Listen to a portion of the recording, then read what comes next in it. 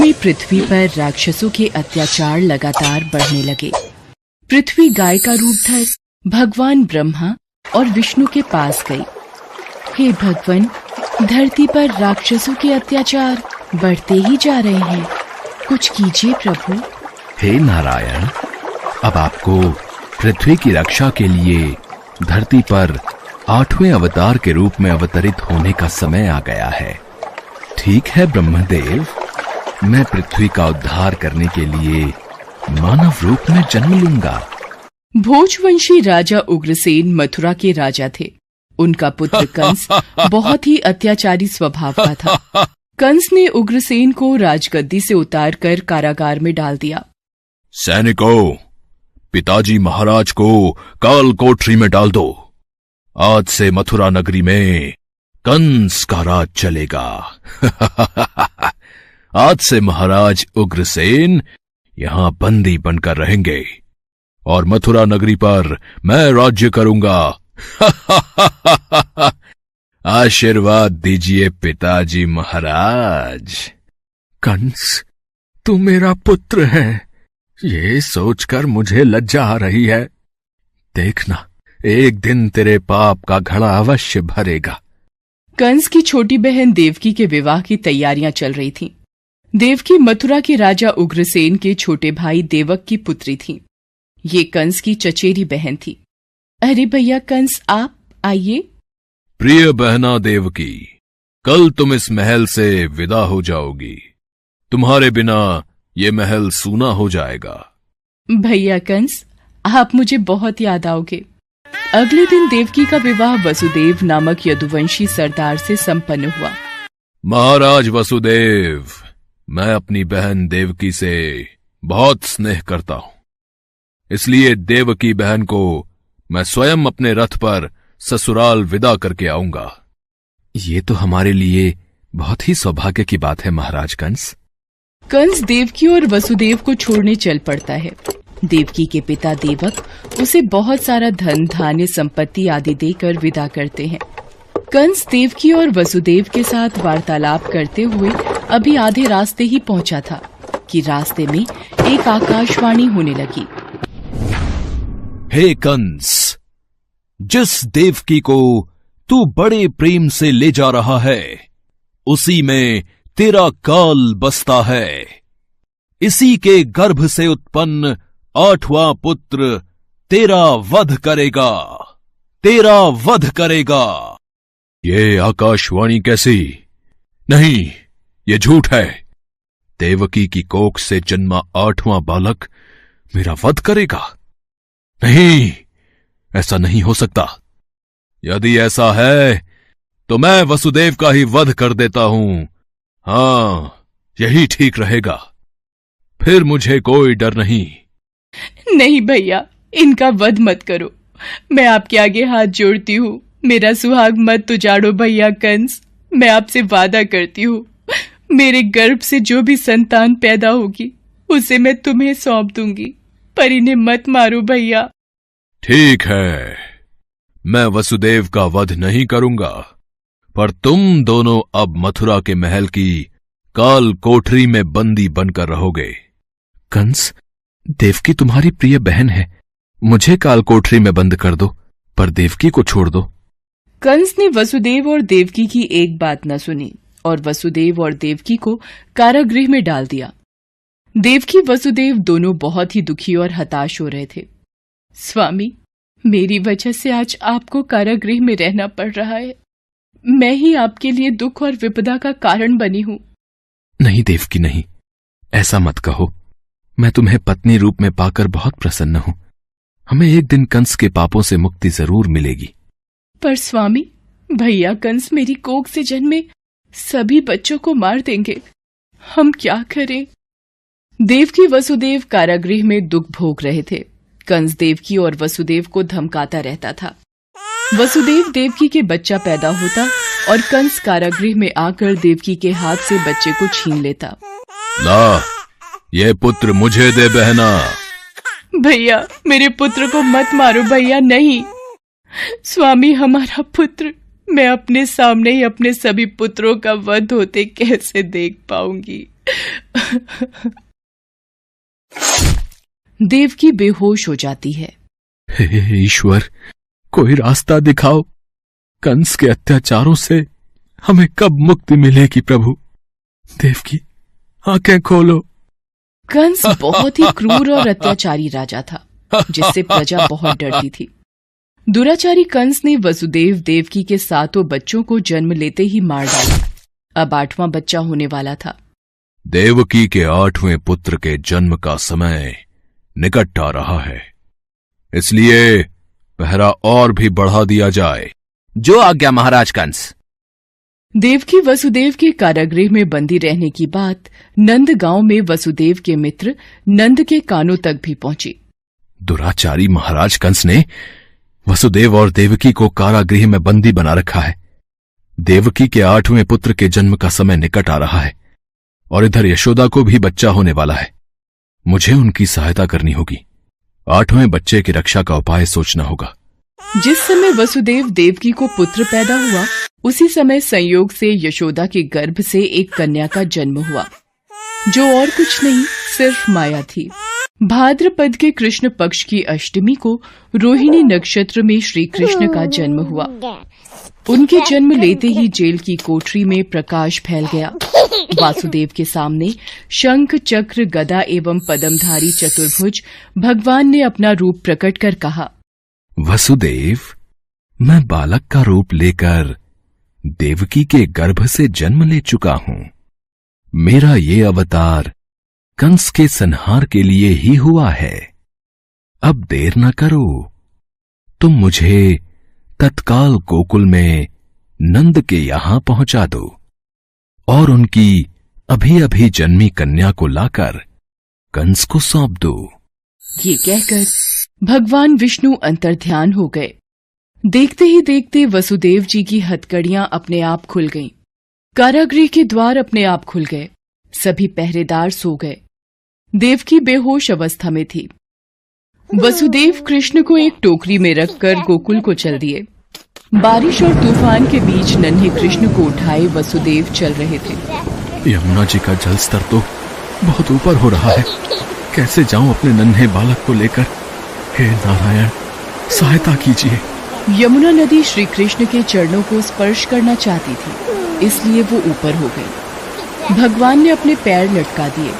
चरण छूने के बाद यमुना घट गई। भगवान श्री कृष्ण की इस लीला को वसुदेव भली भांति देख रहे थे। वो यमुना पार कर गोकुल में नंद के यहाँ गए।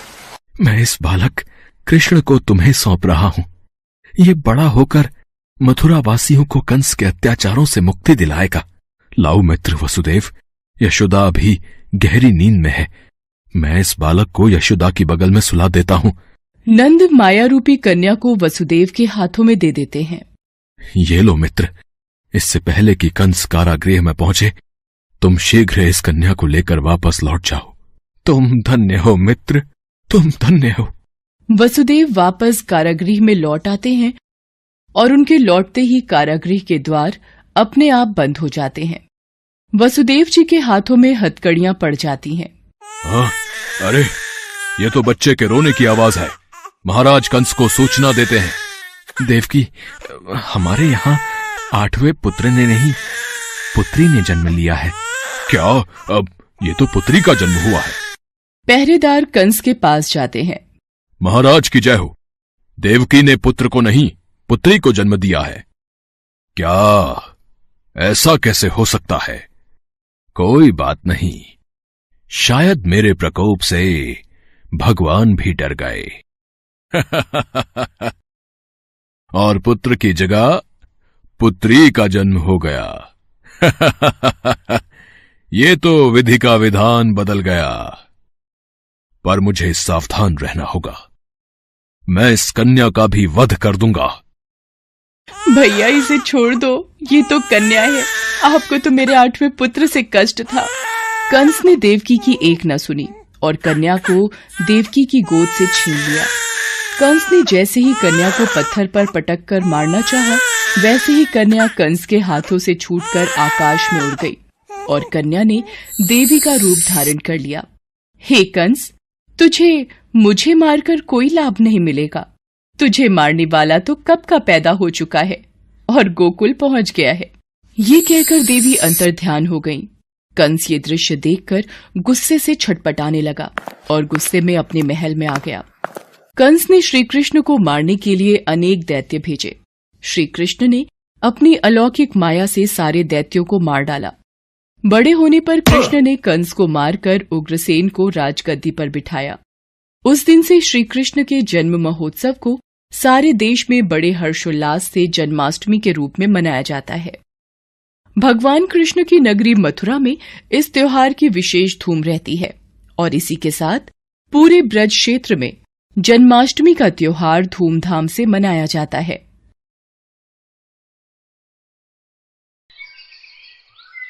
ये कहानी कृष्ण भक्त मीरा की है, जो बचपन से ही भगवान श्री कृष्ण की परम भक्त थी। इसीलिए उसके माता पिता ने उसका नाम मीरा रखा था। मीरा के पिता फलों का ठेला लगाते थे और माँ लोगों के घरों में बर्तन साफ किया करती थी। फिर भी घर चलाना बड़ा मुश्किल हो जाता था। वो सभी एक टूटी फूटी झोपड़ी में रहते थे। जैसे जैसे मीरा बड़ी होती जा रही थी, कृष्ण भक्ति में उसका मन और ज्यादा लगने लगा था। उसने अपनी झोपड़ी के कोने में भगवान कृष्ण के बाल स्वरूप को स्थापित किया हुआ था। वो अपने बाल गोपाल का पूरा ख्याल रखा करती थी। एक रात बहुत तेज बारिश होने लगी। मीरा की झोपड़ी में छत से पानी टपकने लगा और झोपड़ी में पानी भरने लगा। मीरा की माँ घबरा गई और मीरा से बोली, मीरा, ओ मीरा, जल्दी उठ बेटा, बारिश का पानी अंदर आ रहा है बेटा। मीरा को आवाज लगाने के बाद लीला अपने पति को उठाती है। तीनों घबरा जाते हैं। मीरा उठते ही सीधे अपने बाल गोपाल की मूर्ति को उठा लेती है और अपने माता पिता के साथ बाहर चारपाई पर बैठ जाती है। वो तीनों बारिश के थमने का इंतजार कर रहे थे, लेकिन बारिश नहीं रुकती, बल्कि पहले से भी तेज हो जाती है। धीरे धीरे झोपड़ी में घुटने तक पानी भर गया और सारा सामान पानी में बहने लग गया। ये देखकर मीरा के पिता रामू ने अपनी पत्नी लीला से कहा, लीला, पानी बहुत भर गया है, बारिश भी थमती नहीं। दिख रहा है हमें यहाँ से निकलना होगा। लेकिन हम जाएंगे कहाँ इतनी रात में? घर का लगभग सारा सामान पानी में बह चुका था, लेकिन मीरा ने अपने बाल गोपाल को कसकर पकड़ रखा था। रामू किसी तरह लीला को लेकर झोपड़ी से बाहर आ गया। बाहर तेज बारिश हो रही थी। तभी मीरा ने अपने पिता से कहा, बाबा, पास में ही कृष्ण मंदिर है, चलिए हम वहीं चलते हैं। वहाँ ये पानी हमारा कुछ नहीं बिगाड़ पाएगा। बिल्कुल सही कहा बिटिया, अब कृष्ण कन्हैया ही हमें बचा सकते हैं। लीला, जल्दी चलाओ। तीनों बारिश में भीगते हुए मंदिर पहुंचते हैं। मंदिर थोड़ी ऊंचाई पर था, इसलिए वो वहां पर सुरक्षित थे, लेकिन उनकी झोपड़ी पूरी तरह से बर्बाद हो चुकी थी। ये देखकर तीनों की आंखों में आंसू आ जाते हैं। लीला रोते हुए कहती है, हे भगवान, ये क्या हो गया? अब हम कहाँ रहेंगे, कहाँ जाएंगे हम? माँ, तुम परेशान मत हो, तुम देखना, मेरे बाल गोपाल सब ठीक कर देंगे। तीनों पूरी रात मंदिर में ही गुजारते हैं। मीरा श्री कृष्ण की मूर्ति को हाथ जोड़े देखती रहती है।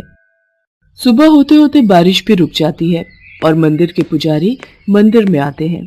वो रामू और उसके परिवार को वहाँ देखकर पूछते हैं, क्या हुआ बेटा, तुम लोग रात भर मंदिर में ही थे क्या? हाँ पुजारी जी, वो मेरी बेटी मीरा भगवान कृष्ण को बड़ा मानती है और कल उसने हमें इस मंदिर के बारे में बताया। मैं जानता हूँ उस बच्ची को, हर रोज यहाँ आती है अपने बाल गोपाल को लेकर। छोटी सी उम्र में इस बच्ची की भक्ति देखकर मैं तो दंग रह गया था। तुम बिल्कुल चिंता मत करो, भगवान की शरण में आए हो तो वो तुम्हारा भला जरूर करेंगे। तुम जब तक चाहो मंदिर में रह सकते हो। बहुत बहुत बहुत धन्यवाद पुजारी जी। उस दिन से रामू का परिवार कृष्ण मंदिर में ही रहने लगा। रामू और लीला ने वापस किसी तरह अपना काम शुरू किया और मीरा पूरा दिन मंदिर में काम करने में लगी रहती। वो बहुत खुश थी। उसे पूरे दिन भगवान श्री कृष्ण के पास रहने का मौका जो मिल गया था। वो बड़े ध्यान से पुजारी जी को भगवान श्री कृष्ण का श्रृंगार करते देखती और ठीक वैसे ही अपने बाल गोपाल को सजा देती है। वो बाल गोपाल की मूरत से दिन भर बातें करती रहती थी। वो एक छोटे बच्चे की तरह उनका ख्याल रखती थी। धीरे धीरे वक्त बीतता गया। रामू ने फलों की दुकान खोली। वो तीनों लोग मंदिर के पास कमरा किराए पर लेकर रहने लगे। लेकिन मीरा घर से ज्यादा मंदिर में ही अपना वक्त गुजारती थी। एक दिन रामू अपनी दुकान से वापस अपने घर आया और लीला से बोला, लीला, खुशखबरी लाया हूँ। अच्छा, तो जल्दी बताइए ना मुझे। मेरी दुकान के बगल में वो जो पंसारी की दुकान है ना, कृष्णलाल जी की, उन्होंने अपने बेटे धर्मेश के लिए अपनी मीरा का हाथ मांगा है। किशन लाल जी की दुकान बहुत बढ़िया चलती है और धर्मेश भी उनके साथ मिलकर वही दुकान चलाता है। अपनी मीरा खुश रहेगी। और जानती हो, किशन लाल जी को कोई दान दहेज भी नहीं चाहिए। ये तो बहुत अच्छी बात है जी। मीरा भी सारी बातें सुन रही थी। उसने अपने माता पिता को टोकते हुए कहा, माँ, बाबा, मुझे कोई शादी वादी नहीं करनी। मैं बहुत खुश हूँ अपने बाल गोपाल के साथ और आप लोगों के साथ। ऐसा नहीं होता बिटिया, शादी तो सबको करनी पड़ती है। और तू चिंता मत कर, तेरे ससुराल वालों से कह देंगे कि तुझे तेरे बाल गोपाल को हमेशा साथ रखने दे। अब तो ठीक है ना? लेकिन कुछ नहीं बिटिया, तू तो हमारी हालत जानती है ना। अच्छा रिश्ता खुद सामने से आया है, इसे जाने नहीं दे सकते हम। मीरा अपने माता पिता की बात मानकर धर्मेश से शादी कर लेती है। लेकिन धर्मेश को लेकर उसे जो बातें बताई गई थी वो उससे बहुत अलग था। उसका मन किसी काम में नहीं लगता था। वो सारा दिन आराम करता और शाम के वक्त दोस्तों के साथ नशा भी करता था। मीरा के ससुर किशनलाल ने धर्मेश के बारे में झूठ बोला था। पहले तो किशनलाल घर का खर्च उठाते थे, लेकिन लंबी बीमारी से लड़ते हुए कुछ ही साल बाद वो चल बसे। धर्मेश की आंखें तब भी नहीं खुली। किशनलाल की दुकान भी बंद हो गई। मीरा की सास का देहांत बहुत पहले ही हो गया था। ऐसे में धर्मेश और अपना पेट भरने के लिए मीरा ने लोगों के घरों में काम करना शुरू कर दिया। इन सब की वजह से मीरा अपने बाल गोपाल के साथ ज्यादा वक्त नहीं बिता पाई थी, जिसका उसको बहुत दुख होता था। एक दिन मीरा रात को काम करके वापस घर लौटी तो उसने देखा कि धर्मेश नशे में धुत चीजों को इधर उधर फेंक रहा है। वो मीरा के बाल गोपाल को भी जमीन पर गिराने ही वाला था कि मीरा ने उसे रोक लिया और गुस्से से बोली, ये क्या कर रहे हो? मेरे बाल गोपाल को हाथ लगाने की तुम्हारी हिम्मत कैसे हुई? धर्मेश मीरा को धक्का देकर जमीन पर गिरा देता है। तेरी हिम्मत कैसे हुई मेरे सामने ऊंची आवाज में बात करने की? जो दारू की बोतल लेकर आया था वो कहाँ है? मुझे दे जल्दी से, नहीं तो मैं तुझे घर से बाहर निकाल दूंगा अभी। मीरा उसे शराब की बोतल लेकर देती है और फिर रोती हुई अपने बाल गोपाल से कहती है, मुझे माफ कर दो कान्हा जी, अब से आप हमेशा मेरे साथ ही रहोगे। मैं आपको कभी अकेला छोड़कर नहीं जाऊंगी। धर्मेश का बर्ताव और स्वास्थ्य दिन पर दिन खराब होता जा रहा था। उधर मीरा अब मां बनने वाली थी, लेकिन फिर भी धर्मेश में कोई बदलाव नहीं आया। कुछ कमाकर घर लाना तो दूर, वो मीरा की कमाई भी उससे छीन लेता था और उन पैसों से नशा करता था। मीरा के माता पिता भी अब इस दुनिया में नहीं थे। मीरा बिल्कुल अकेली पड़ गई थी। हद से ज्यादा नशा करने की वजह से धर्मेश की तबीयत खराब रहने लगी। जल्दी ही वो बिस्तर पर आ गया। नशे की लत ने उसे मौत के करीब लाकर खड़ा कर दिया था। जब धर्मेश को इस बात का एहसास हुआ तो वो एक दिन मीरा से बोला, मीरा, हो सके तो मुझे माफ कर देना। समझ गया हूं कि माँ ने कितने पाप किए हैं और भगवान ने मुझे मेरे किए की सजा भी दे दी है। मैंने तेरी जिंदगी खराब कर दी है, इसके लिए मुझे माफ कर देना। ये धर्मेश के आखिरी शब्द थे। वो जा चुका था। मीरा उस दिन बहुत रोई। फिर अपने बाल गोपाल को देख उसमें थोड़ी हिम्मत जगी। कुछ ही महीनों बाद मीरा ने एक प्यारे से बेटे को जन्म दिया और अब वो अपने बेटे के लिए जीने लगी। उसने अपने बेटे का नाम चंदन रखा। धीरे धीरे चंदन बड़ा होने लगा और जैसे वो चंदन का ख्याल रखती थी और वैसे ही अपने कृष्ण जी का भी ख्याल रखती थी। पर चंदन को ये सब समझ में नहीं आता था। एक बार चंदन ने मीरा से पूछा, माँ, ये बाल गोपाल कौन है? वो मेरे सब कुछ है बेटा। उन्हीं की वजह से मैं आज जिंदा हूँ और तेरा ख्याल भी रख पा रही हूँ। ऐसे ही कुछ दिन बीत गए। चंदन पढ़ाई में बहुत अच्छा था और अपनी माँ की मेहनत को भी महसूस करता था, इसलिए उसने दिल लगाकर पढ़ाई की और सरकार से स्कूल और कॉलेज में स्कॉलरशिप हासिल की और अच्छे अंकों से कॉलेज पास किया। कॉलेज पास करते ही उसे बहुत अच्छी नौकरी मिल गई। नौकरी मिलते ही चंदन मीरा के पास गया और बोला, मेरी नौकरी लग गई है माँ, आपको कोई काम करने की जरूरत नहीं है। अब घर का सारा खर्च मैं चलाऊंगा। अब बस तुम घर पर रहकर आराम करना। राधे कृष्णा, राधे कृष्णा। ये सब मेरे बाल गोपाल की कृपा है, तेरी मेहनत भी। मैं बहुत खुश हूँ बेटा, बहुत खुश। मीरा की आंखों में खुशी के आंसू आ जाते हैं। चंदन अपनी माँ के आंसू पोंछता है और उसे गले लगा लेता है। ऐसे ही कुछ दिन बीत जाते हैं।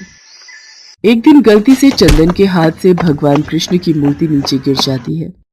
ये देखकर मीरा बहुत नाराज हो जाती है और गुस्से से कहती है, ये क्या किया तुमने, मेरे बाल गोपाल को गिरा दिया।